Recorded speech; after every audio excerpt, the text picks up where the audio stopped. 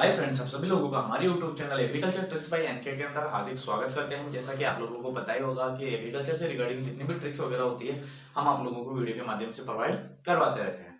तो अपने जो सोइल साइंस के अंतर्गत अपन ने कल बात कर ली थी, जो सोइल कौन सी भाषा का वर्ड है, उसके साथ साथ ही जो उनकी दोनों ब्रांचेस थी, पेडोलॉजी एंड एडोफोलॉजी, उनकी भी अपन ने आसान भाषा के अंदर याद करने की कोशिश की थी। उसके साथ साथ में अगर बात करूं, अपन ने सोइल डे, जो मृदा दिवस था 5 दिसंबर को, अपन ने उसकी भी बात कर ली थी।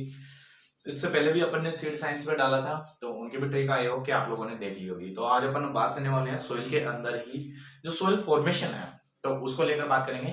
कुछ टर्मिनोलॉजी है या फिर कुछ फैक्टर्स हैं तो जो उनको आसानी से याद नहीं होते, मैं उनको भी याद करवाने की कोशिश करूंगा। तो सबसे पहले मैं हेडिंग लगा देता हूँ जो आपकी है आज की। तो मृदा निर्माण बोल सकते हैं या सोइल फॉर्मेशन।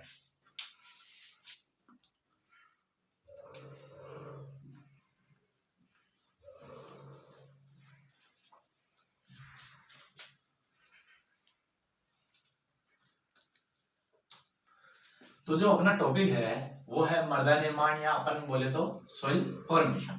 तो जो सोइल फॉर्मेशन होता क्या है, पहली चीज तो कि सोइल बनती कैसे है। तो मैं सोइल फॉर्मेशन की बात करूं, तो जो सोइल बनती है तो वो आपके जो रॉक्स एंड मिनरल्स होता है उनके वेदरिंग से क्या बनती है, आपकी सोइल। तो और अगर मैं हिंदी माध्यम के अंदर में बात करूं, तो मृदा का निर्माण कैसे होता है, जो रासायनिक, जैविक एंड भौतिक कारकों द्वारा जो चट्टानों एवं खनिजों के विघटन से जो बनता है, उसे ही अपन क्या बोलते हैं, सोइल बोलते हैं। तो आई होप कि आप लोगों को ये चीज समझ में आ गई होगी कि सोइल निर्माण कैसे होता है। कि जैसे कि आपके सामने जो भी कोई मिनरल्स वगैरह है या कोई चट्टान वगैरह है, तो उसके अंतर्गत किसी भी कारण से अगर उनकी वेदरिंग हो रही है या उनका विघटन हो रहा है, वो धीरे धीरे टूट टूट के आ रहे हैं, तो उनसे ही आपकी क्या होती है, सोइल फॉर्मिंग या सोइल बनती है, सोइल का निर्माण होता है। अगर मैं बात करूं सामान्यतः यह प्रक्रिया क्या होती है, एकदम धीमी प्रकार की होती है। जैसे अगर बोलूं कि soil formation is a slow process, क्योंकि ये धीरे धीरे धीरे धीरे बन जाते हैं। कभी आपने सोचा होगा कि आपने कभी सुना है कि हाँ लो अभी सॉइल बन गई, सुबह से स्टार्ट हुई थी अब बन गई, तो ऐसा नहीं होता ना। तो ये क्या होता है कि बहुत टाइम लगता है सॉइल बनने के अंदर। या ऐसे सुना है कि हाँ नहीं सुबह तो बन रही थी अब शाम को बंद हो गई, ऐसा तो नहीं देखा होगा ना। हाँ, तो सोइल क्या है कि एक स्लो प्रोसेस है जिसके अंदर धीरे धीरे उसका निर्माण होता है। अगर मैं बात करूं 1 इंच की, अगर 1 इंच सोइल का फॉर्मेशन होता है, उसके लिए आपको जो टाइम पीरियड लगता है वो 800 से 1000 वर्ष का टाइम देखने को मिल जाएगा। 800 से 1000 वर्ष का टाइम लगता है 1 इंच फॉर्मेशन में। ये क्वेश्चन आपका जेट के अंदर भी पूछा हुआ है और एमपी पीएटी के अंदर भी आपका ये क्वेश्चन आया हुआ है कि 1 इंच सोइल फॉर्मेशन के लिए जो आपकी टाइम ड्यूरेशन रहती है वो क्या रहती है। तो उसकी अपन बात करें तो 800 से 1000 वर्ष का टाइम लग जाता है वो आपका 1 इंच सोइल फॉर्मेशन के अंतर्गत।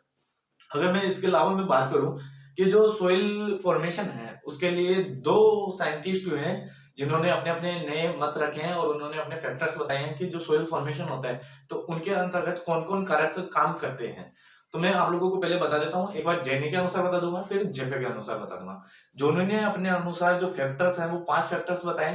तो वो कौन कौन से फैक्टर्स हैं अपन उनकी भी बात करेंगे।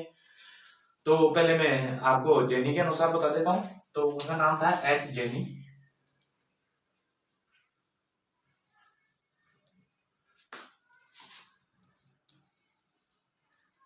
तो एच जेनी के अनुसार मैं बात करूं सोइल फॉर्मेशन के फैक्टर्स की, तो जो आपके सामने आएंगे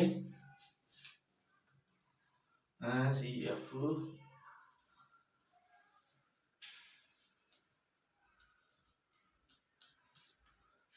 तो ये आप लोगों का सीक्वेंस भी पूछ लिया जाता है कि ये जो फैक्टर बताया गया है वो किसके अनुसार है, जेनी के अनुसार है या जोफे के अनुसार।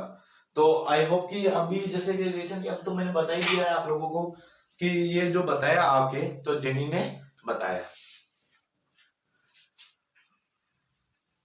अब इनकी बात कर लेते हैं कि ये है क्या चीज, कि जो ये यहाँ पे लिख तो दिया लेकिन इसका मतलब क्या होता है। तो इनके एक बार मैं फुल फॉर्म की बात करना चाहता हूँ। या मैं फुल फॉर्म की बात करने से पहले मैं एक बार आप लोगों को ये बता देता हूँ कि इस सीक्वेंस को कैसे याद रखोगे। तो कई बार डायरेक्ट यही ऑप्शन में डाल के दे दिया जाता है। तो इससे याद रखना कि सलमान सर की फिल्म थी, या फिर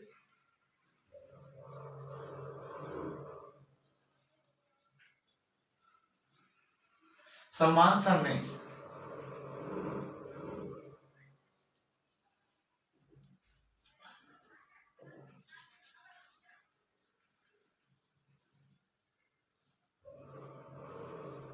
सलमान सर ने फिल्म में बोला,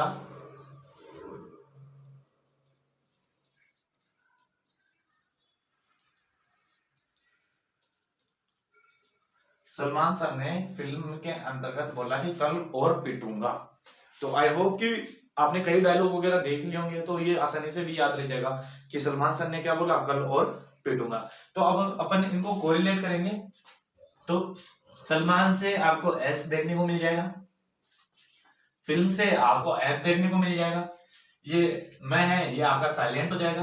अगर कल की बात करूं तो अगर हिंदी के अंदर अपन चैटिंग लिखते हैं तो सीएल लिख सकते हैं, तो जो आपका सीएल निकल के आ रहा है वो कल से आ जाएगा, आप कोरिलेट करोगे तो। और की बात करूं तो और अपन ऐसे लिखते हैं, तो और के अंदर जैसे कि ओ को अलग कर लीजिएगा और आर को अलग कर लीजिएगा। पीटूंगा से पी से आपको पी दिख जाएगा, टे से टी दिख जाएगा। तो आई होप कि ये तो आसानी से याद हो ही गया होगा, ये सीक्वेंस भी आप लोगों को याद हो गई होगी। अगर ये आप एक दो बार वीडियो देखोगे या फिर इस चीज को दो बार रिवाइज करोगे तो उससे आपको आसानी से याद हो जाएगा। तो अब इनकी फुल फॉर्म देख लेते हैं कि आखिर होता क्या है, इनकी फुल फॉर्म वगैरह क्या होती है। एच जेनी की बात कर रहा हूं मैं, जेनी के अनुसार अपन बात करने वाले हैं।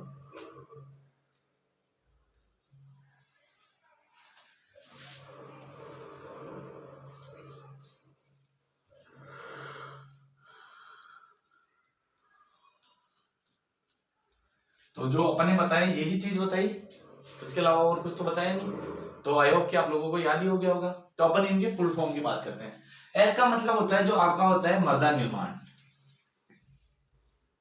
निर्माण कारक, या अगर मैं इंग्लिश में बात करूं soil formation factor, soil formation factor ही बोलते हैं मृदा निर्माण को।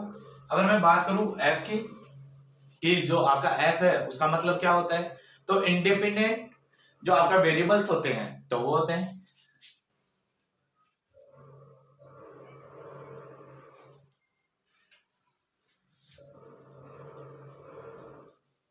जो इंडिपेंडेंट वेरिएबल्स होते हैं वो आपका किसको नोट करेंगे, एफ को डिनोट करेंगे।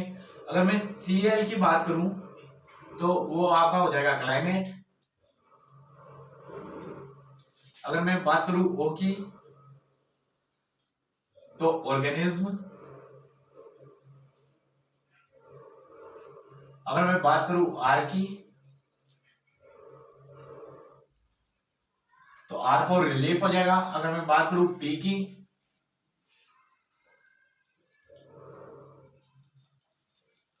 पेरेंट मटेरियल हो जाएगा। अगर मैं बात करूं आपके टी की तो टी फॉर आपकी टाइम हो जाएगा। तो ये फुल फॉर्म आप लोगों को दिख रही होंगी कि जो मैंने बताया कि एस का मतलब क्या होता है, तो जो सोइल फॉर्मिंग फैक्टर होता है उसको डिनोट करेंगे अपन एस से, कि जो सोइल फॉर्मिंग फैक्टर होंगे वो डिनोट करेंगे अपन एस से। अगर मैं बात करूं एफ की तो इंडिपेंडेंट जो वेरिएबल्स होते हैं उनको डिनोट करते हैं अपन एफ से। उसके अलावा मैं बात करूं सीएल की तो उससे अपन डिनोट करते हैं किसको, क्लाइमेट वगैरह को। ओ की बात करूं तो ऑर्गेनिज्म हो गया, या जिसे अपन जीवाश्म वगैरह या जीव वगैरह बोलते हैं। उसके बात करूं आर की तो आर फॉर रिलीफ, जिसे मैंने आप लोगों को बता दिया, जिसे स्थलाकृति भी बोला जाता है। रिलीफ को कई बच्चों की समझ में नहीं आए तो स्थलाकृति, ऑर्गेनिज्म जीव वगैरह, जीवाश्म जीव वगैरह हो गया। और पेरेंट मटेरियल इसको पैतृक पदार्थ। अगर मैं बात करूं टाइम, टाइम तो समय होता ही है। तो ये सभी चीजें डायरेक्ट पूछ ली जाती है कि ये कैसे दिया होता है। उसके अंदर करता क्या है कि एग्जामिनर आपको जैसे कि इसके अंतर्गत ओ को हटा दिया एक ऑप्शन के अंतर्गत, और ये पूछ लिया कि इनमें से जेनी के द्वारा दिया गया जो फॉर्मूला था वो क्या होगा, या उन्होंने कौन कौन से फैक्टर बताए थे। तो वो डायरेक्ट ऐसे क्वेश्चन देकर भी पूछ लेता है। तो आप लोगों को ऑप्शन में पता चल जाएगा कि जिसके अंदर ओ मिसिंग है वो तो होगा नहीं। अगर ओ भी आ गया, जैसे कि अपन ने बोला था कि ऑर्गेनिज्म, तो वो आ रहे हैं तो वो देखते ही अपने को पता चल जाएगा। और आई होप कि ये याद भी हो गया होगा। इसके अलावा जो नेक्स्ट क्वेश्चन है, ये मैं बात करूं जो नेक्स्ट क्लासिफाई किया था, जिन्होंने बताया था कि सोइल फॉर्मेशन के फैक्टर कौन कौन से काम करते हैं, कैसे कैसे काम करते हैं, तो अपन वो भी बात कर लेते हैं, क्योंकि उनसे भी काफी बार क्वेश्चन पूछा गया है। जैसे कि जेट वगैरह के अंदर, बीपीजी के अंदर, अगर मैं बात करूं बीएचयू के अंदर, या फिर आपका आईसीआर एग्जामों के अंदर भी आप लोगों को ये देखने को मिलेगा। अगर मैं अब बात करूंगा डोफे के अनुसार,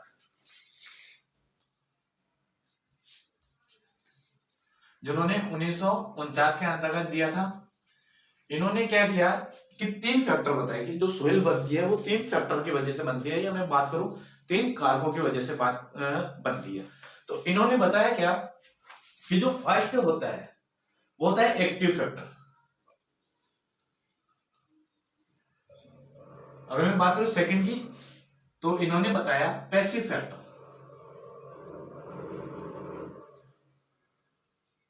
अगर मैं बात करूं थर्ड कि इन्होंने तीसरा फैक्टर बताया, तो वो क्या बताया आपका न्यूट्रल फैक्टर।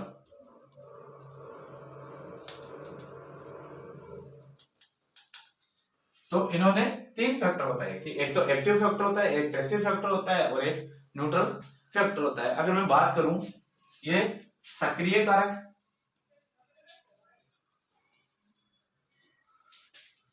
जैसे अक्रिय कारक। अगर न्यूट्रल की मैं बात करूं तो उदासीनी कारक।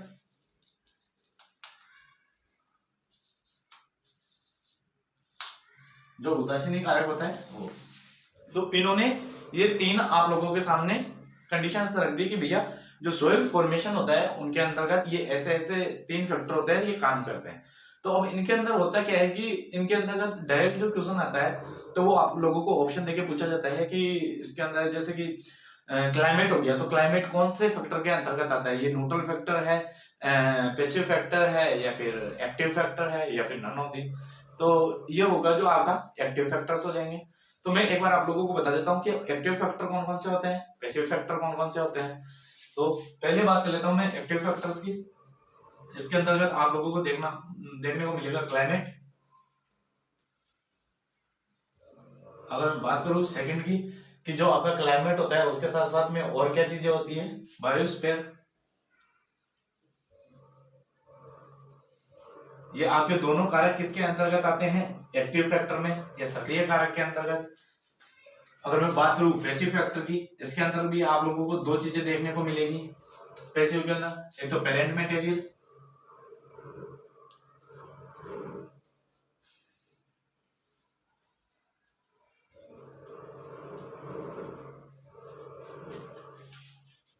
एक तो पेरेंट मटेरियल हो जाएगा, और इसके साथ साथ में बात करूं टोपोग्राफी।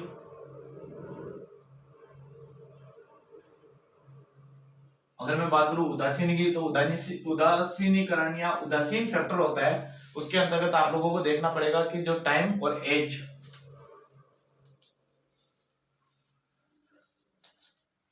तो ये फैक्टर आप लोगों के सामने है। जैसे क्लाइमेट को जलवायु बोलते हैं, बायोस्फीयर को जैवमंडल, पेरेंट मटेरियल को पैतृक पदार्थ। अगर मैं टोपोग्राफी की बात करूं तो टोपोग्राफी को आपका उच्चवास,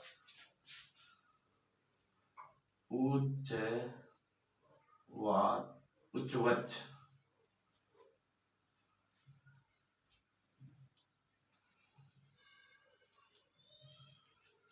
ये उच्चवच के नाम से जाना जाता है। टाइम का मतलब समय होता ही है, समय और उम्र, वो चीज आप लोगों को बताने वाली नहीं है। तो इसके अंदर डायरेक्ट ही क्वेश्चन पूछ लिया जाता है कि आप लोगों के सामने 4 ऑप्शन रख दिए जाते हैं कि जैसे कि मैं एक क्वेश्चन रख देता हूं आप लोगों के सामने कि इनमें से मृदा निर्माण का सक्रिय कारक है। ऑप्शन दे देता हूं आप लोगों के सामने। पहला टोपोग्राफी, ऑप्शन नंबर 2 आप लोगों के सामने मैं रख देता हूं जैसे parent material,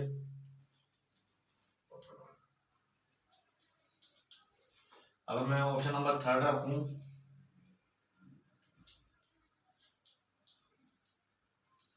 climate, option number 4 रखूं जिसके अंदर आपका आ गया टाइम। तो अब ये क्वेश्चन पूछा मैंने कि इनमें से मृदा निर्माण का सक्रिय कारक कौन सा है, तो इसके अंदर आप लोगों को देखते पता चल जाएगा जो क्लाइमेट होगा वो आपका क्या हो जाएगा, राइट आंसर। तो ऐसे क्वेश्चन कई बार पूछे हुए हैं, तो ये आप लोगों को पता होना चाहिए कि एक्टिव फैक्टर्स कौन से होते हैं, पैसिव फैक्टर्स कौन से होते हैं और न्यूट्रल फैक्टर्स कौन सा होता है। तो ये क्वेश्चन काफी बार पूछा गया है, तो इसके आप ट्रिपल स्टार लगाकर नोट कर लीजिएगा, क्योंकि इनमें से एक क्वेश्चन जरूर 100% पूछा जाता है। और जो जेफे ने दिया था, जेफे के अनुसार ये कब दिया था, इसकी डेट भी काफी इंपॉर्टेंट है अगर पीपीजी का स्टूडेंट है या डब्ल्यूओ का स्टूडेंट है उसके लिए। तो 1949 के अंतर्गत इन्होंने दिया था, इन्होंने 3 फैक्टर बताए, एक्टिव, पैसिव एंड न्यूट्रल। तो एक्टिव फैक्टर्स के अंदर अपन बात करने वाले हैं तो क्लाइमेट एंड बायोस्फीयर। अगर मैं बात करूं पैसिव की, तो पैसिव के अंदर इन्होंने बैलेंस मटेरियल एंड टोपोग्राफी बताई। अगर न्यूट्रल की बात बताऊं तो न्यूट्रल के अंतर्गत इसके अंदर टाइम एंड एज की बात की थी। तो ये आप लोगों को समझ में आ गया होगा। और फ्रेंड्स अगर इसी रिगार्डिंग अगर और भी कोई वीडियोस वगैरह चाहिए, किसी चीज पे ट्रिक वगैरह चाहिए, तो आप हमें कमेंट सेक्शन में भी बता सकते हो, जिसके अपन हम ट्रिक बनाने की कोशिश करेंगे या आप लोगों को ट्रिक प्रोवाइड करवाएंगे। तो अगर आज का सेशन अगर आप लोगों को पसंद आया हो तो लाइक करें, ज्यादा से ज्यादा शेयर करें, और ऐसी ही वीडियो के लिए अगर जुड़े रहना चाहते हो तो हमारे चैनल को सब्सक्राइब करना ना भूलें। Thank you friends.